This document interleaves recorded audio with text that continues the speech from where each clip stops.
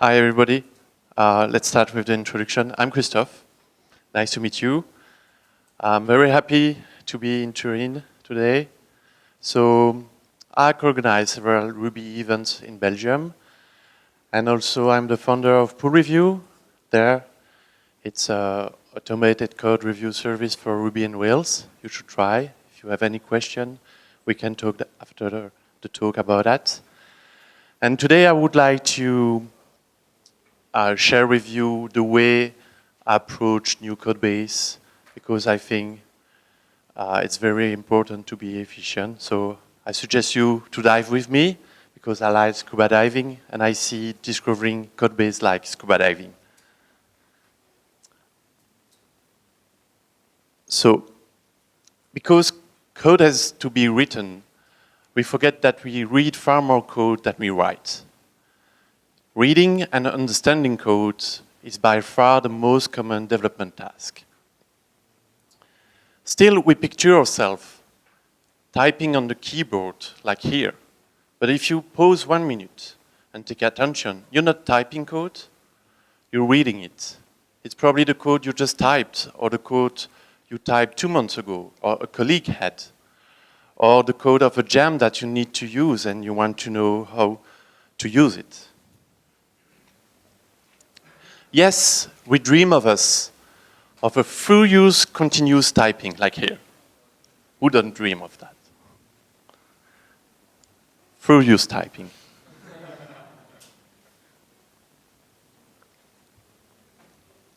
But when most of the time it's like that, us looking at the code, trying to understand it, and thinking about what we could write.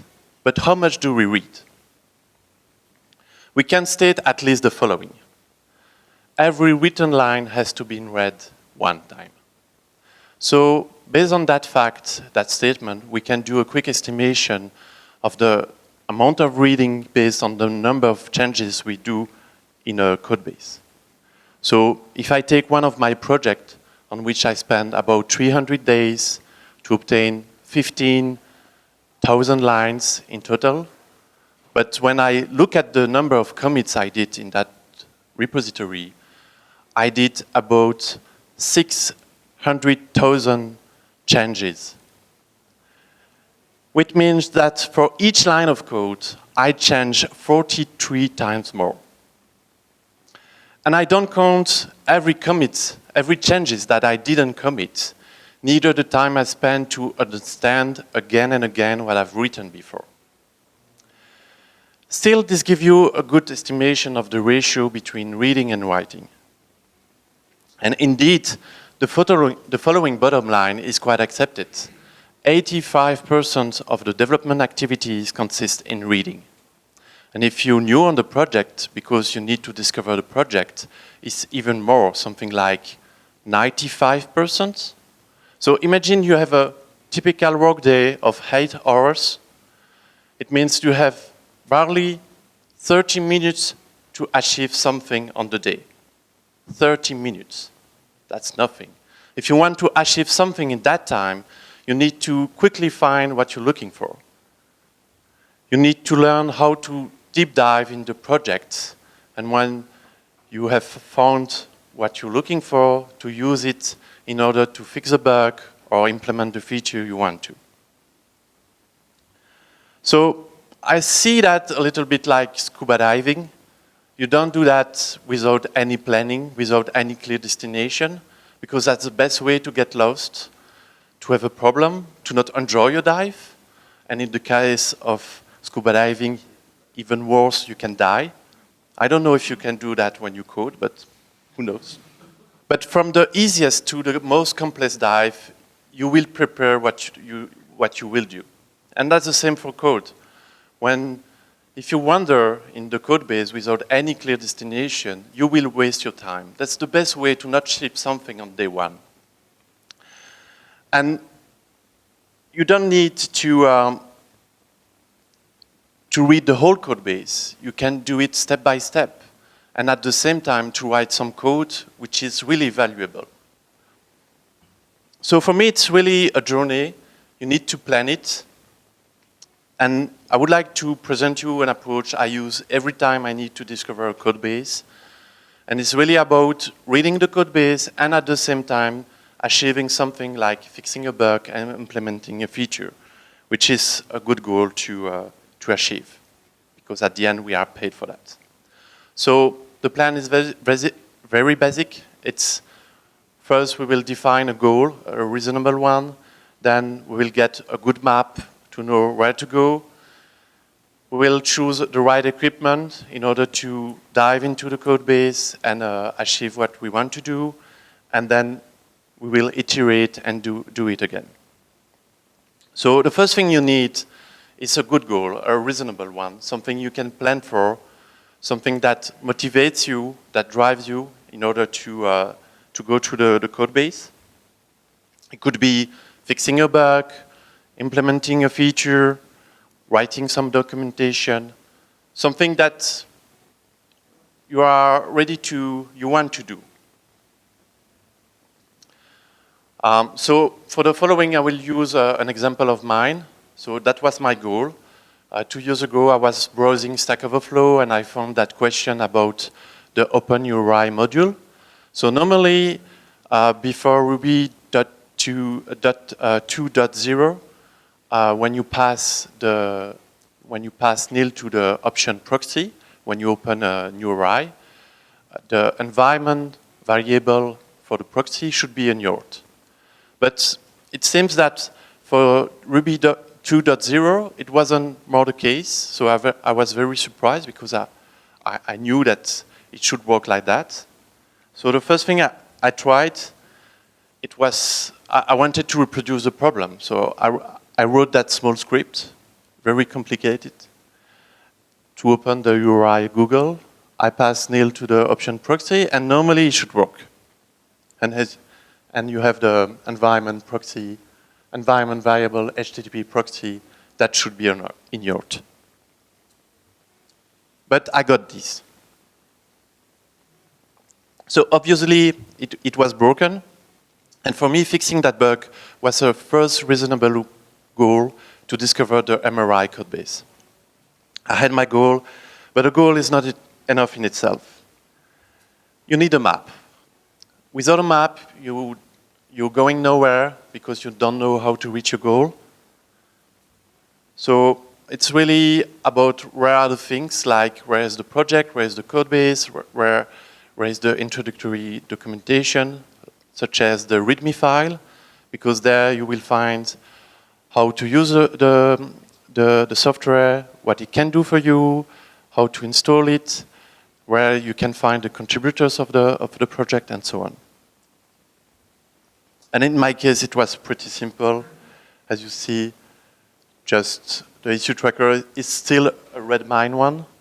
On GitHub, you can find the repository. The main repository is still on a Subversion. Yes, Subversion. But it's great to have a map. You still need to read it. So you need a legend, something that will help you to understand it. And a great one.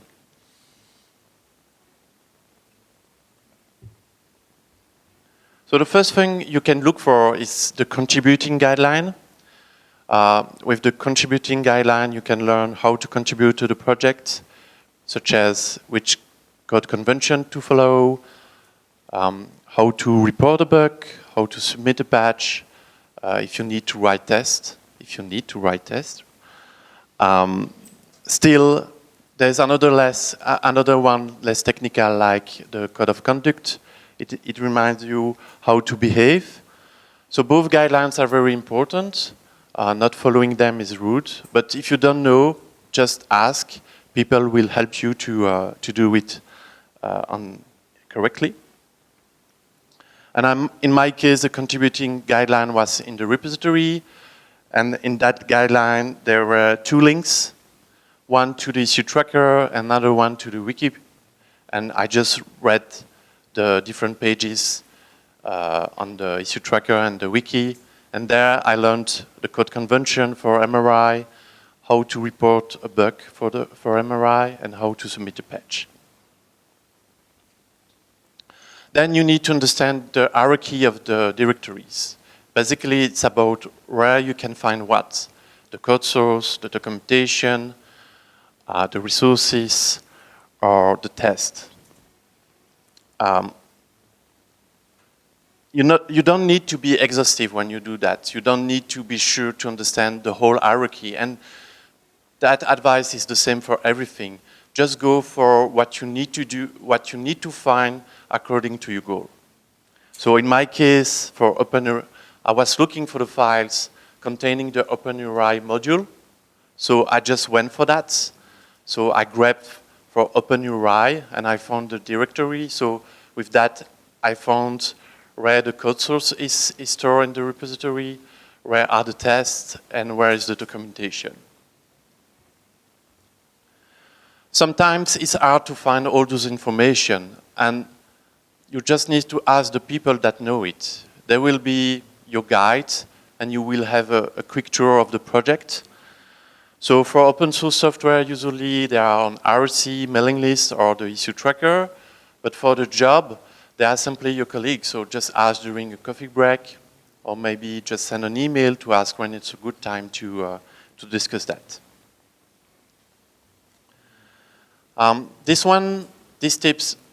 This tip applies less for open source projects, but definitively for job, you have a development meeting, and it's a great opportunity to listen and learn a lot of things, like understand what are the current problems, learn how the people work, which workflow they follow.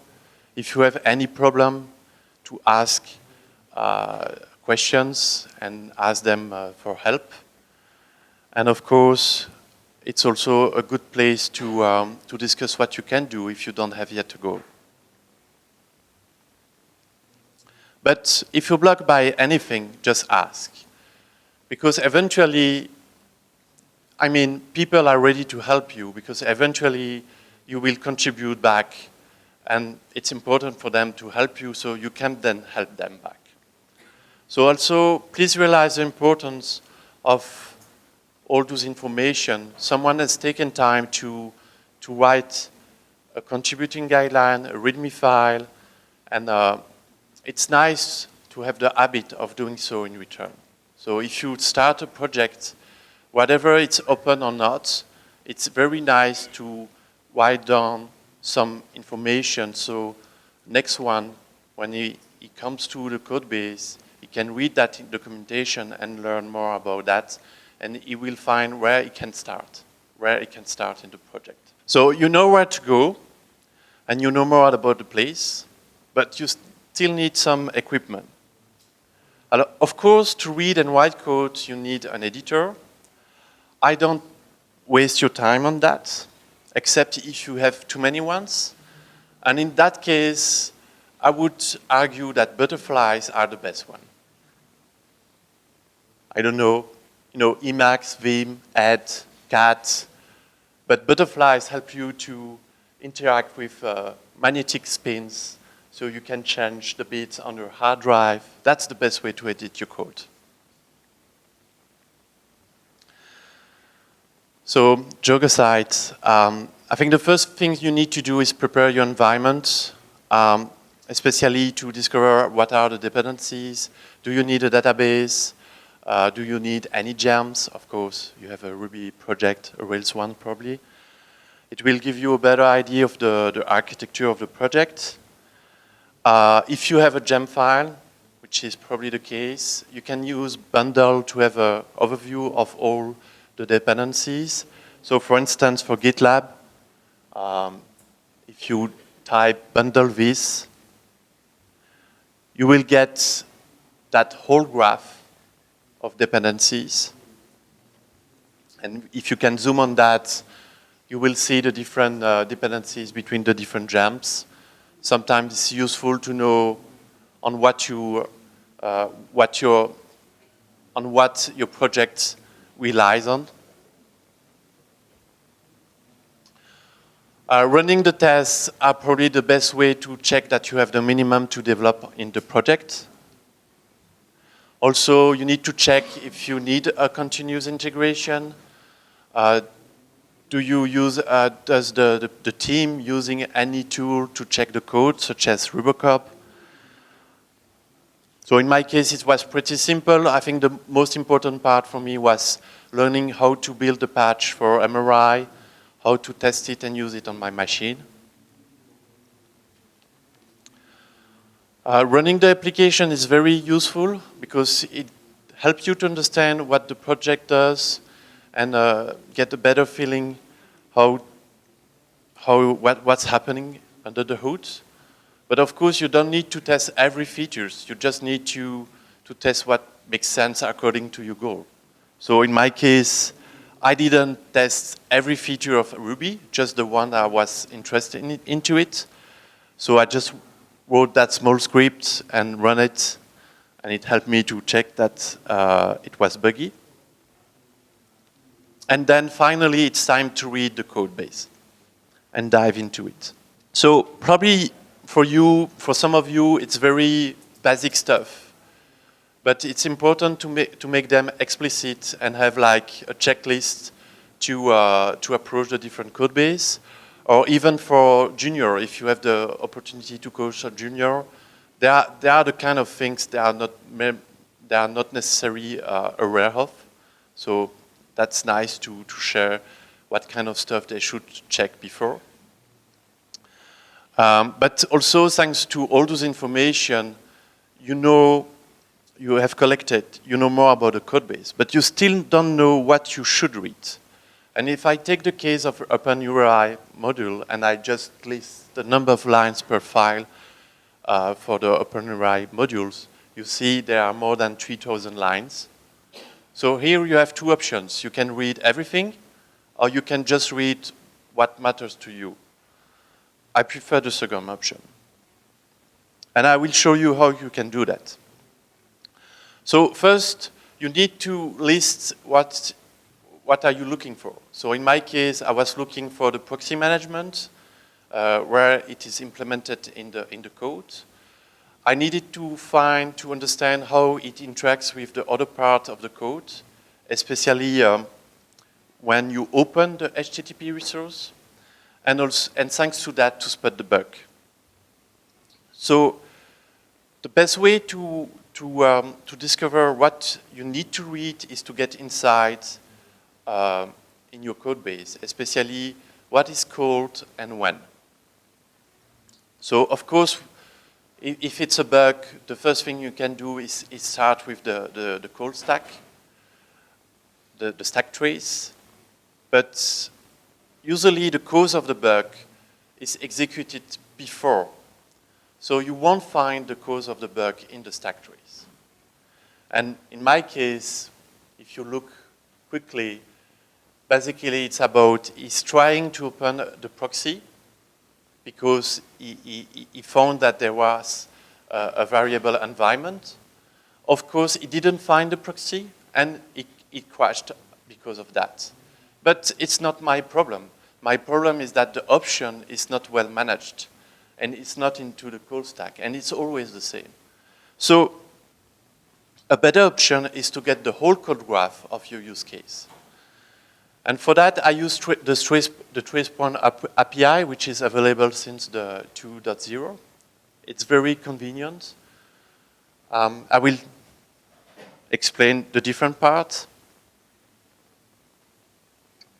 So first, you have a variable scope.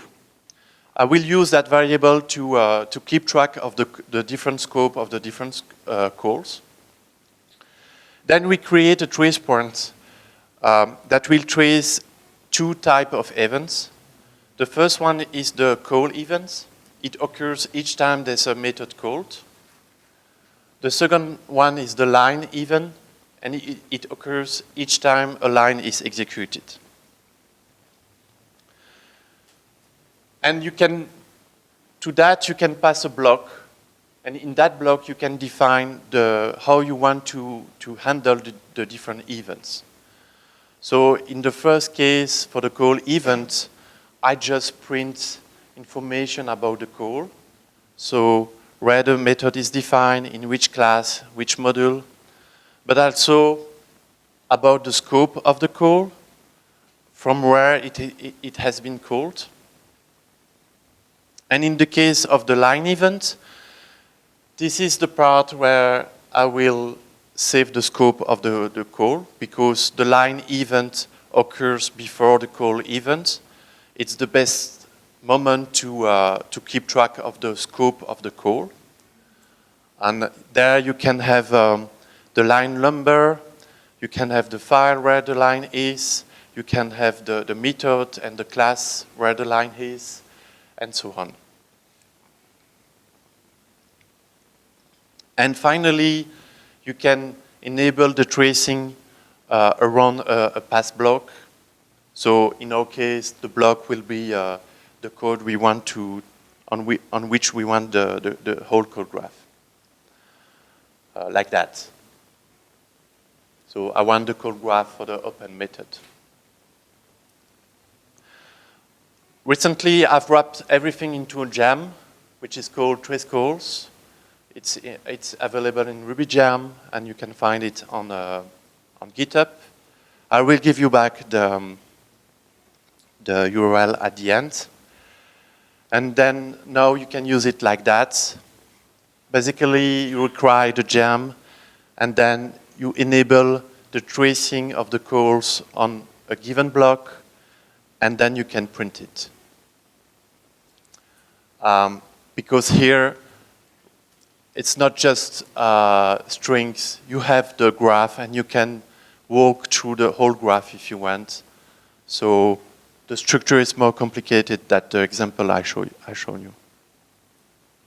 And it gives you that, a whole tree of every method, the different sequence of methods that have been called for your use case, which was, in my case, opening a URL. So let's take the call graph. So first, you see the call to open, obviously. Then you have the part, that part, just by reading it, you see it's about parsing the string of the URL in order to create the instance of the URL object. Then that is to create the instance of the URL object. You see it, a lot of initialize, but always in that scope, URI.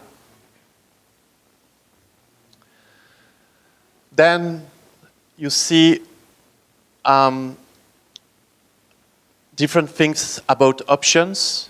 There are the management of options you can pass to the method open.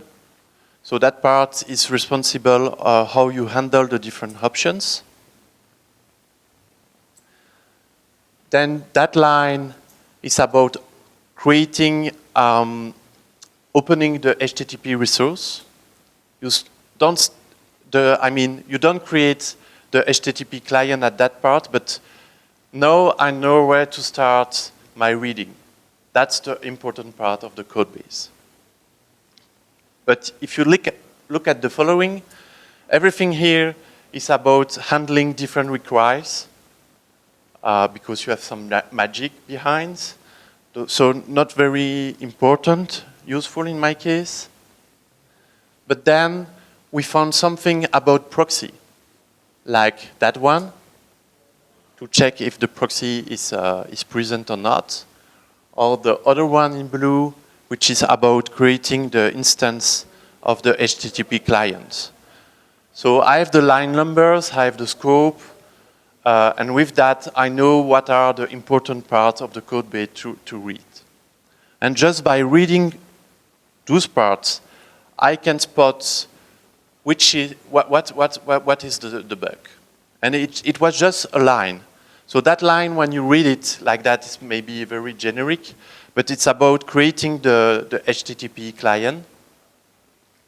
And in fact, normally when you go into the creation of a HTTP client, you have some option like passing the proxy. And in that case, by default, it expects that by default it will check the environment variable. So we don't disable the detection of proxy here. So that line of code is buggy.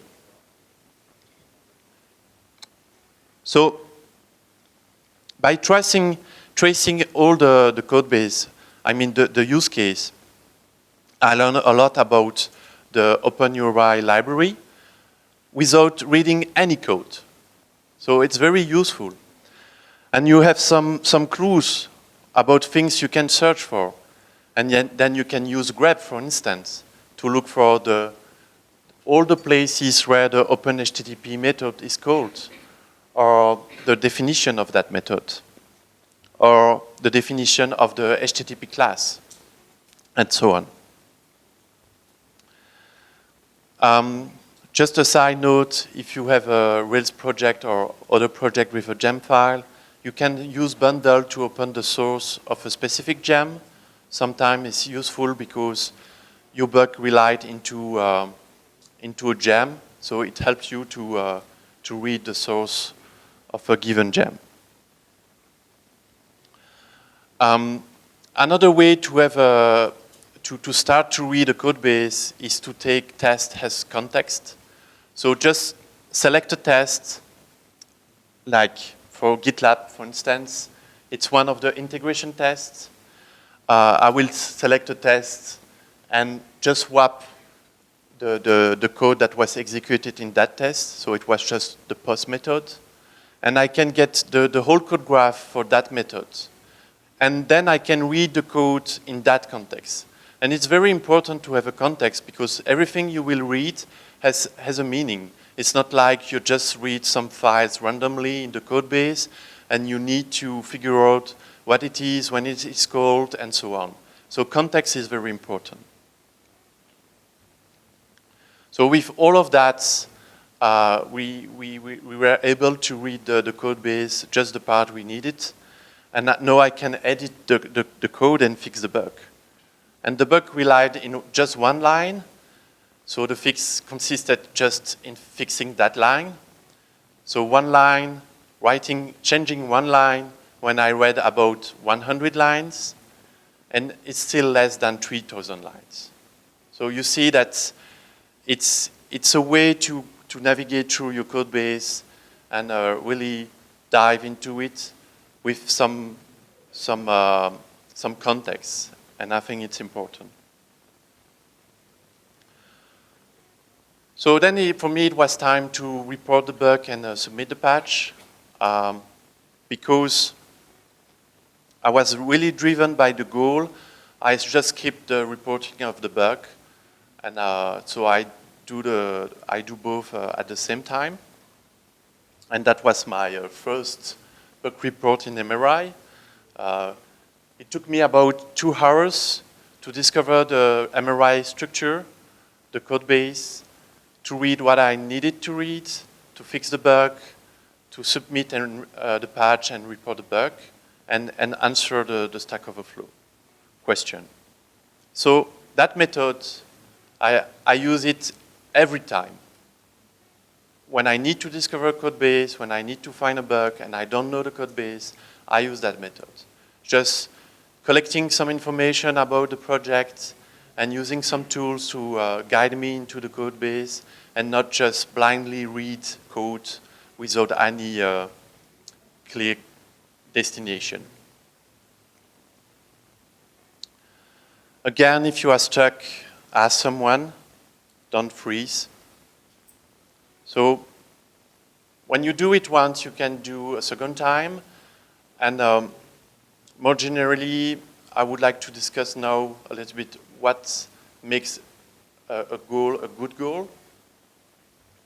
The first question is, how long should it last?